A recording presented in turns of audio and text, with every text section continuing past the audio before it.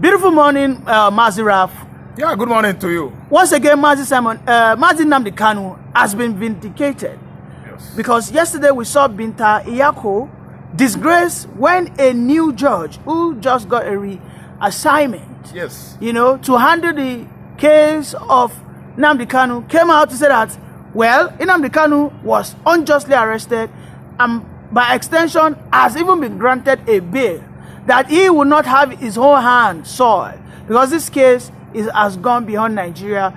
The Americas, the United Nations are all involved, and he will not be a corrupt judge like the Binta Iyako. Mazi Raf, welcome. What's your reaction? thank you so much. It's a jubilation now currently. Then yesterday it was a great jubilation, Biafrans all over the world, not only Nigeria, we are celebrating, shouting, joyful song, all in favor of Mazi Nnamdi Kanu. Because a justice by name, Justice TOSHO, has actually asserted that handling or presiding over Mazi Nnamdi Kanu issue or case in the court might, soil his legal reputation. He said since federal government of Nigeria has actually been defeated in the court of law by the same Mazi Nnamdi Kanu 2 times. He said, what was he going to judge again? He says, Mazi Nnamdi Kanu has no case since Nigerian government wrongly renditioned Nnamdi Kanu from Nairobi, Kenya. He said he was wrongly brought into this country, that he was not going to handle the case. He washed off his hands of this case. I don't know what to understand. Thereby disgracing the former Chief Justice, Binta Iyako. Yes, Binta Iyako was there wrongly because they called her for the second time, and when Mazi Nnamdi Kanu actually had, confrontation with her, she actually understood that she was doing the wrong thing. And that was what actually finally excused him or recused him of that case. He left the case. Now, Binta Iyako, after being disgraced, Kanu actually came out to tell Iyako that we are having fraudulent case hanging on the necks of your family, you, your son, and your husband. And that was why Binta Iyako, as a woman, started crying, because it was a legal disgrace. It was a general disgrace, public disgrace, because nobody even knew about that allegation. But the kind of person Mazi Nnamdi Kanu he is, very blunt. He doesn't hide anything. He actually exposed Binta Iyako's family, a fraudulent family. Today, TOSHO said over his dead body, anyway, I don't wish him death. He's not going to die, but he said he's not going to handle a case that was at least, vindicated or victory given to Nnamdi Kanu 2 times in that regard. He said, if I actually begin to handle this case, what am I going to say anymore? I still find it very, wrong to preside over such case. Nnamdi Kanu was wrongly renditioned into this country from Nairobi, Kenya in 2021. He said they should allow the gentleman to go free. Later, he joined his point by saying that he is not going to play eye service to satisfy some people, thereby, gambling with his legal document or certificates. He said, what about my integrity? What matters to me is my integrity, and I don't want my integrity ruined by at least meddling on that case again. It's a case that Mazi Nnamdi Kanu has won 2 times. The man, a justice, a legal giant, actually has washed off his hands of this case. Then we know the kind of game that TINUBU-led administration is playing. TINUBU is delaying Nnamdi Kanu's release so that he will use it to bargain with the Igbos come 2027. The reason why Nnamdi Kanu is still staying there is, let's say, when 2027 comes, TINUBU is going to campaign in Igbo land, is going to promise them that if he releases Nnamdi Kanu, you people are going to vote for me. But I'm telling you that they actually promised Anambarians when we were about electing, embarking on gubernatorial election that brought in Chief Charles Soludo, the current Anambra State Governor. Federal government of Nigeria promised in the Anambra that immediately that election finishes, they are going to release Mazi Nnamdi Kanu. That was why election held in Anambra State. It was all free for fight war zone. I mean Anambra and Imo State. Before that election, the soldier, the police, and the indigenous people of Biafra and the youth over there were fighting themselves over Mazi Nnamdi Kanu's incarceration. And why did election hold? It was a promise that if they did the election successfully, Nnamdi Kanu will be free. Today, Mazi Nnamdi Kanu's family, they have been at least, frequenting Aso Rock, frequenting DSS facilities in Abuja over Mazi Nnamdi Kanu's release. In the context of the promise made to them, the Mazi Nnamdi Kanu's family, when Soludo election was about to at least come. And actually, after that election, what happened today? They turned their back on Mazi Nnamdi Kanu's family. So this time around, every Igbo man, hopefully we are believing that TINUBU is playing political game to use Nnamdi Kanu at least as a bait, as a gambling or gamble, sacrifice comes 2027. We are prepared this time, waiting for him to tell him right on his face that all his political promises are nothing but deceptions and lies. If 2027 comes, TINUBU will promise and they will fail to fulfill his promise. So nobody should listen to a promise of that nature. The only thing we know is that the Igbos should work hard now, the elites, the Ohanezes, the politicians even, and the Igbo youths, to make sure that we go beyond Nigeria to see that Mazi Nnamdi Kanu is freed. They are leaving him there to use him. APC government, they are using Nnamdi Kanu there to use him again for 2027 presidential ambition or second coming of BOLA AHMED.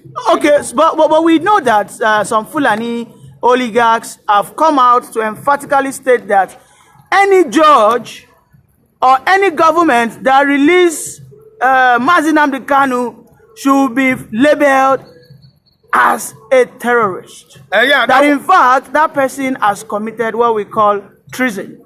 Okay, Don't you think that is why this new judge ran for his life? No.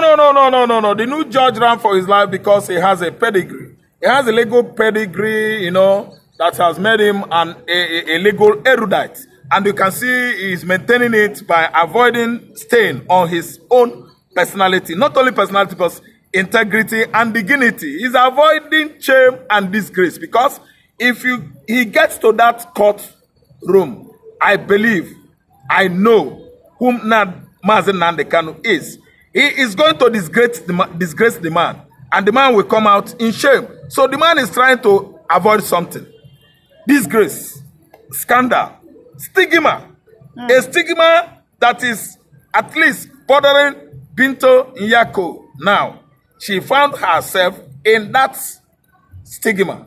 Nnamdi Kanu disgraced Binta Nyako. And this kind of disgrace, it was on a plate that, framework of the globe. Because the whole world is watching. And something like that, someone that was brought to court as an accused person has turned to become a judge, chief justice. Do you know the kind of, a humiliation that Binta Nyako at least may have gone or underwent? It was a serious issue. The current chief justice is trying to avoid many things, to avoid denting his name, to avoid his certificate being at least, dented as well or disgraced. He's trying to represent something out of himself. The man has respect for law. The man doesn't have respect for injustice. That's why the man said he was wrongly brought into the Nigerian nation, that he has nothing to judge in the case, that Mazi Nnamdi Kanu is free, is a freed person. Vindicated many times, 2 times. So the question there is, the Fulani oligarchs, who are they in Nigeria? The Fulani oligarchs are scapegoats we have in Nigeria. They are the nomads, the wanderers. They are the law violators we have in Nigeria. The Fulani oligarchs are the ones sponsoring terrorism across the north. In fact, if you ask me, who are the terrorists in Nigeria? Number 1 is the highly rated terrorist group, Fulani headers, herdsmen, number 4th in the world. In Nigeria, they are ahead Boko Haram. Boko Haram is not number 1 in Nigeria. Number 1 is Fulani headers, who are going about all the communities of all the tribes in Nigeria. Fulani headers are not only operating in the north, they operate in south-south, they operate in southeast, successfully in southwest, everywhere in mid-belt. They are there. They are the #1 terrorist group we have in Nigeria. So how do you say it? There's no how Fulani will allow Nnamdi Kanu freedom, because they actually know that if Nnamdi Kanu comes out, their job, all their plans, all their deceptions don't crumble. Now him make them, they vex anytime where them say make the judge in Nnamdi Kanu or set him free. Fulani, no, they happy. But what is going on now in Igbo adage or proverb is that if Fulani, if they try Jew, Vamegene haralento, yes, Haju Ibwa harale eto. When they reject 3, they are going to accept 2. That's what the adage means. They must actually succumb to law. We are a nation. Before Fulani at least wandered into this country and take over the whole north with their sword and their dagger and the other weapons they use. Even sex evangelism. They use their women to lure their house counterparts into their slums, various slums, and buy all of them. And that's why they are domineering in the north today. Fulani dominance did not stop last year. It did not stop 2015 when Buhari began Nigerian president for the 2nd time. Fulani dominance started many years ago, hundreds of years ago in the north, and they extended it into southern Nigeria. And today, the Fulanis are sitting on everybody's heads. Everybody's head. The politicians, the clergy, I mean, even the people in the church, the so-called men of God, they are under the control of the headers. The headers kill at will at the axis of Adamawa. The headers actually buy every clergy at sight in the middle belt of Nigeria. They are in control of southern Kaduna. They are in control of northern Kaduna. The Fulanis are still controlling Kanu State today. Who are you in Nigeria to escape the wrath of Osman Danfodio kinsmen? The Sultan of Sokoto we're talking about, he has actually said that Yoruba is a walkover when you talk about incursion.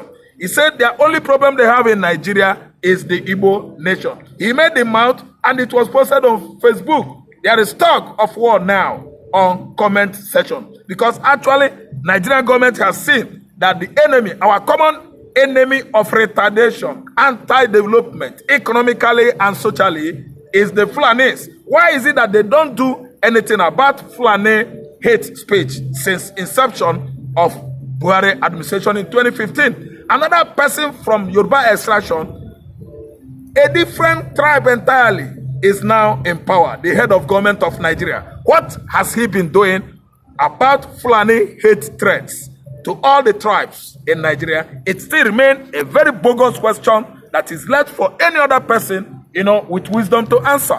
I'm telling you that Ottoman and Fodio boys, the Sadana of Sokotos, the Emir of Kanus, and the rest of them refused to attack the axis we have today as Borno State. Why?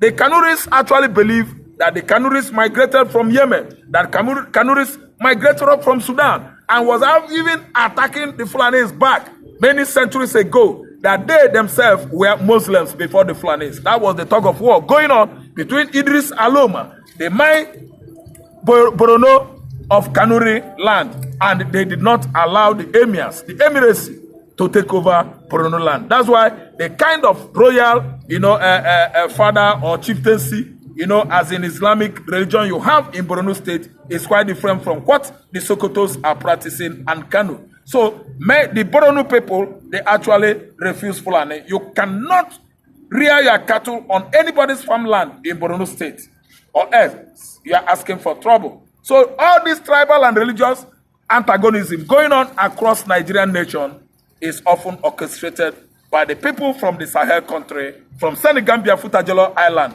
the Fulanis, the wanderer, the nomadic people that has actually invaded this part of the world in 18th century, 1804. He was actually spreading his Islamic conquest and Fulani conquest towards the southern Nigeria until Ata of Igala, the strongest paramount royal chief, actually with his Igala warriors, beheaded Ottoman Danfodio. And that was when we were having Benue in the Middle Belt region, and the Fulani conquest of southern Nigeria ended abruptly by author of a gala. I think we have to rest our oar here until when we come tomorrow. Thank you very much for that brilliant piece of submission. You're welcome.